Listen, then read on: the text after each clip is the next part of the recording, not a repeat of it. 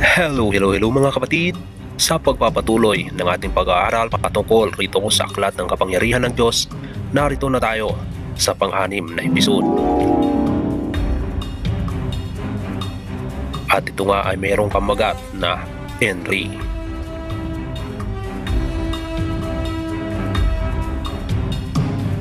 Ano ba ang ibig sabihin ng Henry mga kapatid? At saan ito kadalasan natin nakikita? Itong salitang Henry ay kadalasang nakikita at nababasa natin sa isang cross na pinapakuan daw umano sa ating Panginoong Hesukristo. At yun nga ay ating makikita roon sa bandang taas ng kanyang ulunan. Sa aking palagay ay hindi naman ito lingid sa kaalaman ng nakararami, sapagkat ito ay karaniwang nakikita sa mga imaheng cross, sa mga dyaryo, mga pelikula, telebisyon at kung ano-ano pa. Ano ba ang meaning o ang ibig sabihin nitong Henry, mga kapatid? Ang abbreviation nitong Henry, mga kapatid, sa Latin words ay nangangahulugang Jesus Nazarenus Rex Judaeorum. O ito ay may meaning na Jesus of Nazareth, King of the Jews.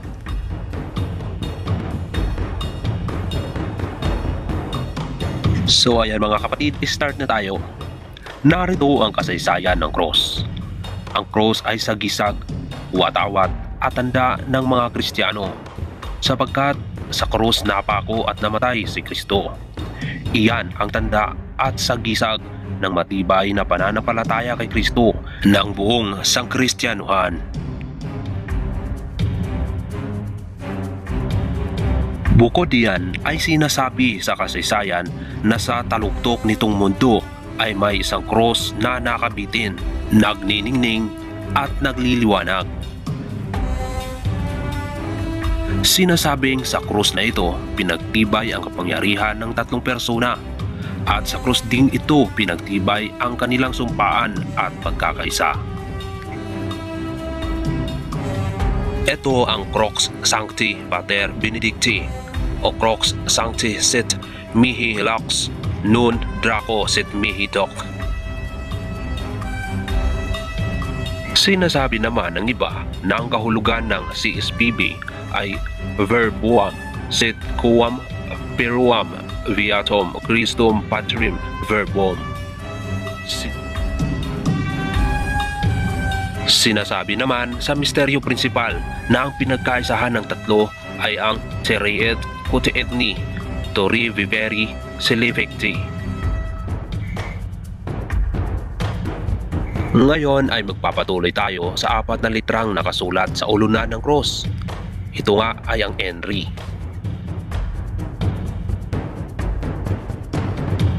Ang unang basag o pakahulugan sa apat na titik na ito na sinasabi sa kasulatan ay ang Jesus Nazarenus Rex Judaeorum. Ang isang lihim na kahulugan na sinasabi ng ilang pantas at dalubhasa ng unang panahon na iniuukol sa apat na bahagi ng mundo ay ang mga salitang Igni Natura Renovator Integra, na ang ibig sabihin ay tubig, apoy, hangin at lupa. So ibig sabihin mga kapatid, ito pala ay ang mga kapangyarihan ng Diyos gaya ng tubig, apoy, hangin at lupa. Ganito ang pakahulugan ng mga Hebreo sa nasabing apat na litra. Ayamim, Nawar, Ruawats, Ebeska. Ang ibig rin sabihin nito mga kapatid ay ang mga kapangyarihan ng Diyos na tubig, apoy, hangin at lupa rin. Sa simbahan ng Milan, ang ilang puno ng pananampalataya ay ganito ang ipinibigay na kahulugan sa X at P. Ito ay ang Christi Nomina Tenel.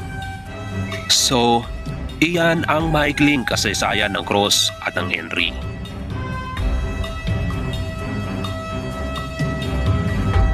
Ngayon ay iba namang aklat ang ating bubuksan at babasahin. Ito ang aklat ng mga hindi Kristiyano, gaya ng Indio, ng Intik at ng Hapon. Sa India na bayan ng yumaong magiting at bantog na si Mahatma Gandhi. Sa isang matandang aklat ng pananampalataya na may pamagat na Veda ay may isang pangalan ng kataas-taasang lumikha na pinagbuhatan ng lahat. Ito ay ang Tad Ikam na sa dakong huli ay pinalitan ng mga salitang Brahman o Brahma. Ang Atman ay isa rin sa mga pangalan ng Diyos na ang ibig sabihin ay hininga, buhay, kaluluwa o sa biglang sabi ay sarili o ako or ibig sabihin ego.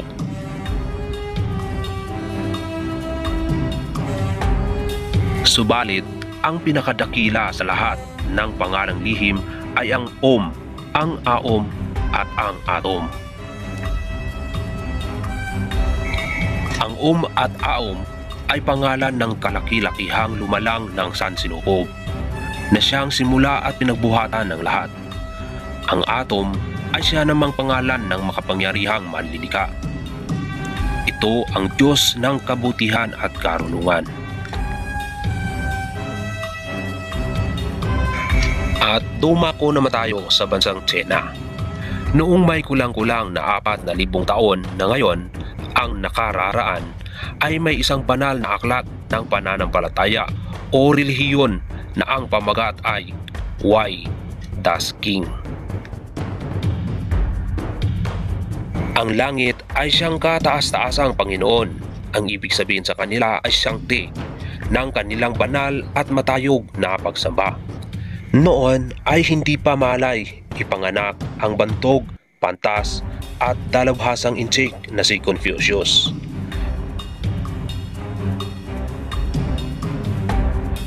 Ang isa pang pangalan ng Diyos na hantungan ng matataas na dalangin at pagsamba ng mga inchik ay ang Fohe. Ito ang Diyos ng karunungan, kabutihan, kagandahan at katotohanan ayon sa aklat na ito.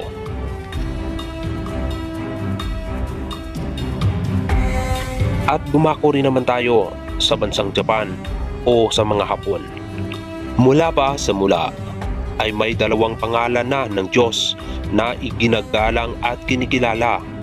Ito ang Amida at ang Ometh na ang ibig sabihin ay kataas-taasang makapangyarihan na hindi nakikita.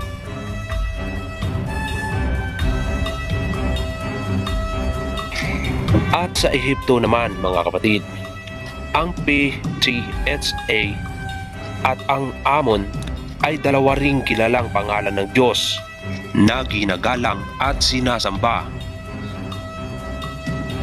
Sa Persia ay ang Hum at ang Sora. Sa Chaldea ay Araor. Sa Ethiopia ay Atom, Amun, Pitha at Nef. Sa Scandinavia ay Ayaw at Odin. Sa Syria ay Azor at Nibo. Sa Samaria ay Ayabi. Sa Alejandria ay Ayaoy at sa Abyssinia ay Atom, Nef at Amun.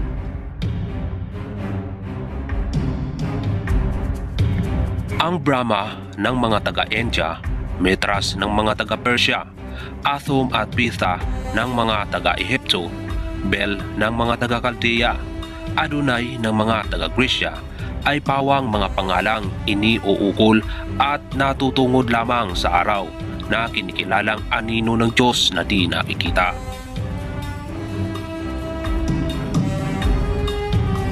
Nang unang panahon sa Inglaterra, ang matandang guro ng pananampalataya ay nagturo ng pangalan ng Diyos ay Oeo. Ang mga Griego ay may isa pa ring pangalan ng Diyos na sinasabi, ang Tuon, na ang ibig sabihin ay bilog na parang bulang umiinog at gumagalaw na ang gitna ay nasa lahat ng dako at ang kabilugan ay walang hangganan. Sa kasalukuyan naman ay nakikita natin ang isang sagisag o tanda ng kalaki-lakihang lumalang ng sansinukob o Grand Architectos Universos. Ito ang tanda ng nawawalang pangalan ng Diyos na sinasabi sa kasaysayan. At ang mga nawawalang pangalang iyan ay ang Al-Shaddai, Elohim at Adonai. Bukod diyan ay may sinasabi pa silang mga pangalan na gaya ng Yahweh Adonai Agla. Ang Agla, anang iba, ay siyang pangalang napapaloob sa nasabing tanda. Ang tandang ito ay may isang malawak at matayog na kahulugan at may isang mahaba at walang hanggang kasaysayan.